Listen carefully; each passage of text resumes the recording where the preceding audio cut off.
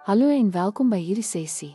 Strategiese denke beteken om seker te maak bemarking ondersteun die groter prentjie. Wanneer dit in lyn is met besigheidsdoelwitte, word bemarking meer gefokus, impakvol en konsekwent.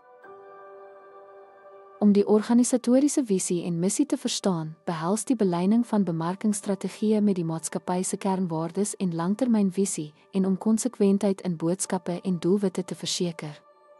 Byvoorbeeld, 'n volhoubare modehandelsmerk bevorder omgewingsvriendelike produkte wat sy verbintenis tot omgewingsverantwoordelikheid weerspieël. Samewerkende doelwitstelling betrek kruisfunksionele spanne in die stelling van bemarkingsdoelwitte, die bevordering van beleining en gedeelde aanspreeklikheid.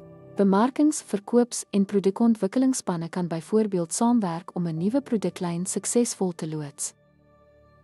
Hulpbrontoewysing gebaseer op strategiese prioriteite behels bemarkingshulpbronne terug op inisiatiewe wat belangrike organisatoriese doelwitte ondersteun, wat die impak maksimeer. Byvoorbeeld die toewysing van 'n begroting aan digitale bemarkingsveldtogte wat op ontleikende markte gemik is wat as groeigeleenthede geïdentifiseer is. Deurlopende monitering en aanpassing behels die gereelde hersiening van bemarkingsprestasie teenoor organisatoriese doelwitte. Hierdie praktyk maak tydige aanpassings moontlik en verseker beleining. Veldtogstrategieë kan byvoorbeeld aangepas word op grond van kwartaallikse verkoopsprestasiedata om jaarlikse teikens te bereik. Die gebruik van data help om ingeligte besluite te neem. Deur analise te gebruik, kan organisasies kliëntegedrag en markneigings beter verstaan, wat bemarkingstrategieë met hul doelwitte.